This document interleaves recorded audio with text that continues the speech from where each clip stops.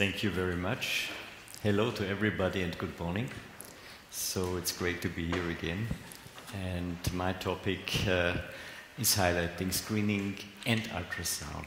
Where are we now?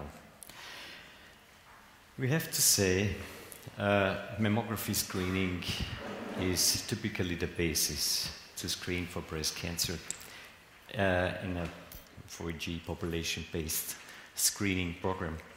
And we all also know the problem of the mammographically dense breast. So the point is, if we have with screening mammography a dense breast in front of us, we know we are, from a technical point of view, not able to detect all the cancers we could see if we would have an ACR density grade 1, for example. So that means there are cancers hidden in these dense tissue structures. And if you add ultrasound, for example, here in this situation, you can find an additional about 6 millimeter breast cancer, an acupuncture small mass, and you can also go for a core needle biopsy under ultrasound guidance to clear the problem. If afterwards, before surgery, you highlight this same case, and you see also in this situation, you can't make the diagnosis with mammography of a breast cancer. And for example, here this is now the situation after the extubation, the resection of this cancerous tissue, and it's pretty clear that this is missed by mammography and mammography screening alone. Another typical screening case, this is a situation where you can't make the diagnosis from mammography. If you add in screening ultrasound, you realize this small acupuncture lesion here in front of us, and this is nothing else than a tiny invasive ductal breast cancer of about 4 millimeters in size. It's easy for ultrasound to realize and to detect these lesions under such conditions, but you have no chance to make this diagnosis with mammography alone. So a lot has been done in the literature highlighting this topic, and we know the sensitivity from mammography. It's very high if we have an ACR density grade 1. That means about 98% of sensitivity, a very, very good tool to detect cancers. But it decreases over the increasing grades of density. And if we go to the dense areas, ACR grades 3 and 4, then we see a 64.4 in this publication of Kolb sensitivity, and if we go to ACR grade 4, it drops down below 50%.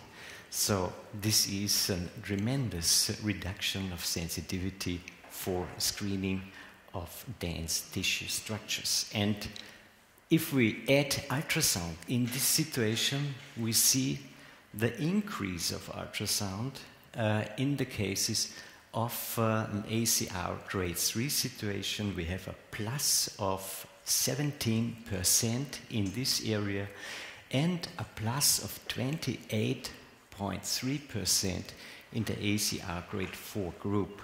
So it's clear that also the sensitivity of ultrasound drops down a little in the ACR grade 4 situation, because there are a lot of cysts in these dense tissue areas, possibly, and it becomes very heterogeneous.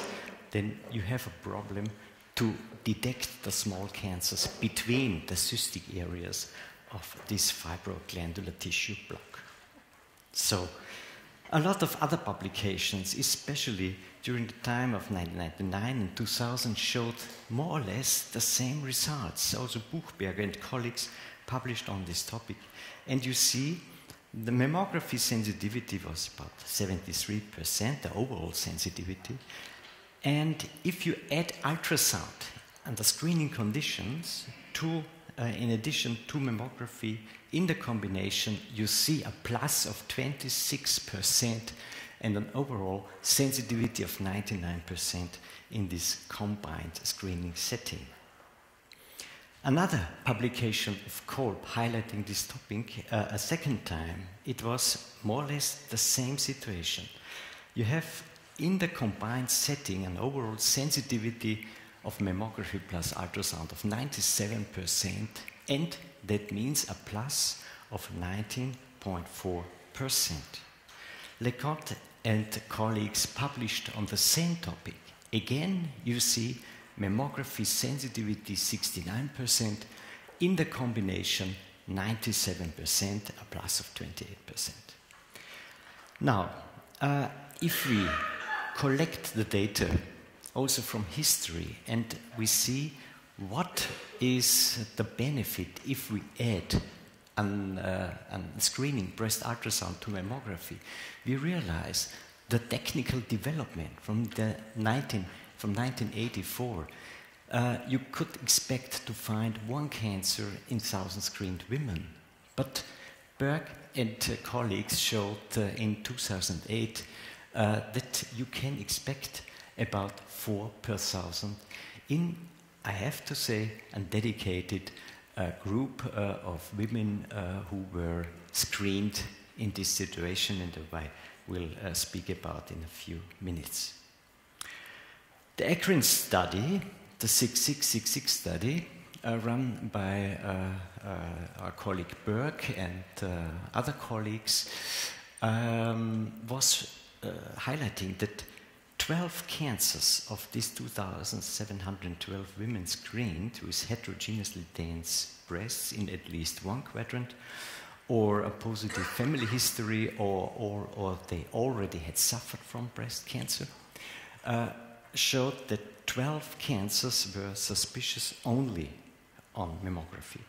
In 8 cases, the cancers were visible with mammography and ultrasound, and the same value, 12 cancers were suspicious only on ultrasound. The mean size of the invasive cancers with ultrasound were 10 millimeter. That means if we go for the yield per 1,000, that mammography plus ultrasound combined showed us 11.8 cancers per 1,000. If we use mammography alone and ultrasound alone, in this setting it was equivocal with 7.6. The sensitivity in the combined setting with 77.5 was higher, pretty much higher compared with mammography alone and ultrasound alone. The specificity was highest with mammography, 96% almost, and ultrasound with 91 up to 92%. In the combined setting, we lost specificity. This is always the same game. If you stress your sensitivity, you lose specificity. And if you add a second imaging modality, you reduce your specificity very often. So the positive predictive value in the combined setting was lower with 10.1 compared with mammography, and the highest was 14.7. And the negative predictive value was with all modalities on a very, very high level. Now, what can we say about what is the benefit if we add mammography to mammography and screening ultrasound? In addition, we can say we find about 7 to 10% more cancers compared with mammography alone. In Austria, we were running a pilot project in the Salzburg area, and we investigated 1,750. I have to say, we investigated 6,500 women, and 1,756, that means 27% of this group, showed a dense tissue grade 3 or 4 in mammography, and we automatically added a breast screening ultrasound in this group. And the results from this additional ultrasound were, we had in 504 cases an overall BI-RADS 1. Nothing changed in this situation. In 1,229, an overall BI-RADS 2. 18, an overall BI-RADS 3, so this was additional to ultrasound. And 5 with an overall BI-RADS of 0.3%, including 3 cancers in this group.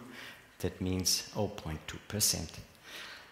Now, if we go to the literature and go for some collection of the literature, we have to say that the sensitivity of ultrasound has a range from 57 to 90%, and the specificity from 65 to 90%. A range always means that there are a lot of influences. That means which are changing your result. That is on the one hand the technical outfit, the technical equipment, on the other hand the investigator as such, and on the third hand I also have to say the women, because it makes a difference if you have a big voluminous breast in front of you with a lot of fatty tissue parts, and it is pretty much more difficult to find a small echo-poor lesion, echo-poor cancer in between the fatty tissue lobules compared with a pretty much smaller breast with a very homogeneous echogenic fibroglandular tissue block and an echogenic cancer more or less with a very nice contrast to this fibroglandular tissue block. So there are a lot of influences which have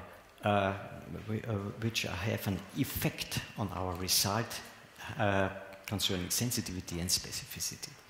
But if we compare in the literature as well other imaging modalities, we see that they all have a huge range. Mammography 16 to 92%, sonography 65 to 90%, MR 28 to 95% specificity. Now, we know that problems in ultrasound screening are low specificity from the literature in 2 to 11% additional biopsies. And we know we produce BI-RADS 3 cases if we add this technique in about 3 to 10% additional follow-up cases. Let's go back to the Akron study. We see that the biopsies 3.2 came from mammography, compared in percent 8.9 from ultrasound.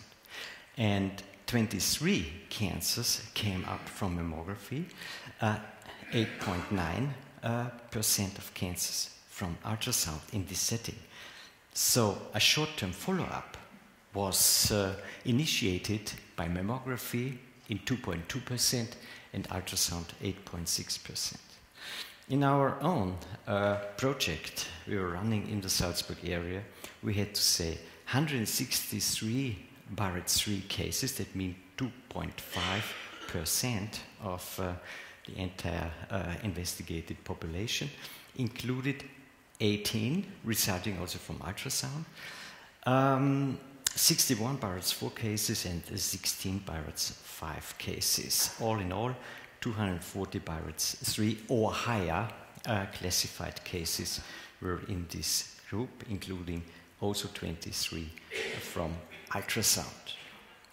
And if we go for the assessment, then we can say 32 cancers from these 6,500 ladies, 0.5% were detected, mean 5 cancers per 1,000, and a very low recall rate came up from this procedure with 1.2%. Because if you can add ultrasound immediately, then you reduce your recall rate, because you clarify a question mark immediately, and then the cyst, the bland cyst, is already clear, and the lady can go instantly.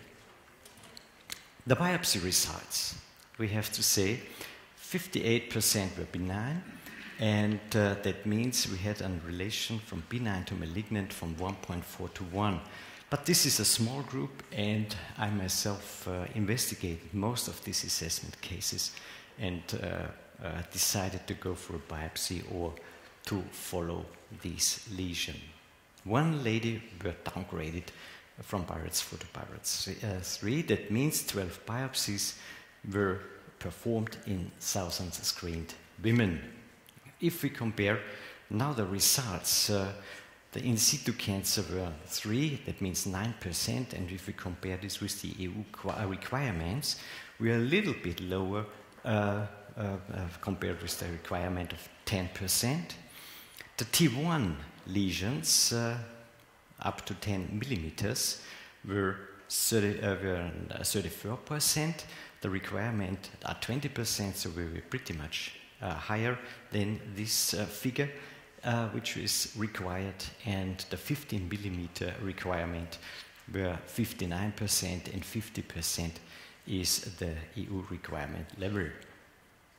Now, 3 cancers in this group were visible only with ultrasound. And now I also may show this from a publication of Mundinger, and it is completely clear we are not able, also with modern techniques, we are not able to detect all cancers.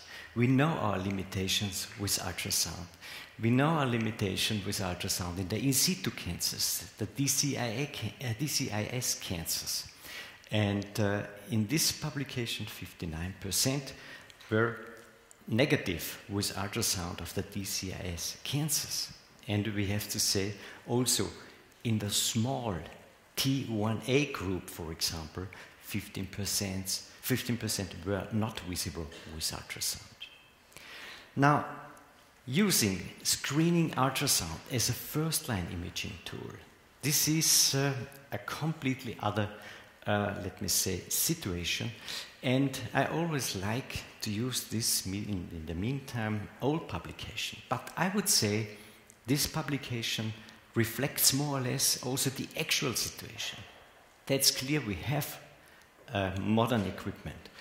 In this situation, operator 1 and operator 2 group are defined as operator 1 has mammography plus ultrasound, all the information we usually have if we go for such a screening situation. And operator 2 group had screening ultrasound only. The groups were comparable from the technical equipment, from their level of experience.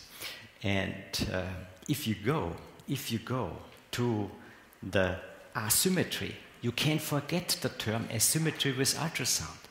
You more or less never realize an asymmetry because you don't have the information how this tissue is distributed in the right breast compared with the left breast. So the term asymmetry does not exist. If you know from mammography there is an asymmetry, you can focus this asymmetric area. You go with your ultrasound equipment to this asymmetry and study and realize, okay, this parenchyma only, and it's completely clear, no problem is going on. The nodules, visible with mammography, you can, in this group, 41 of 44 nodules were pretty nice fitting together. Only 28 of 44 were realized by the ultrasound group of these lesions. In terms of stellate lesion, 4 from 5 were visible if you know where you have to look for with your ultrasound. And nothing was found in this situation under screening conditions. And with microcalcifications, this was a rather poor situation. If you know where you have to go for, you realize it where it is located.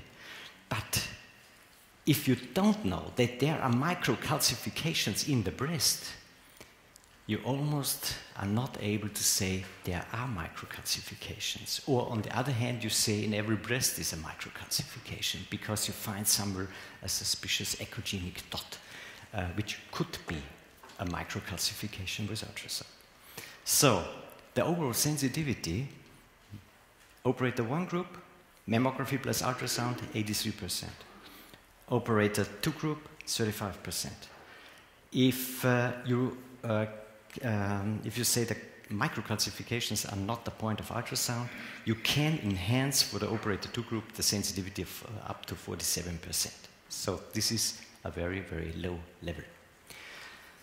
Concluding this topic, we have to say breast ultrasound has its limitations, and that means we have a single ultrasound screening. This is a limitation, only as a first-line imaging tool.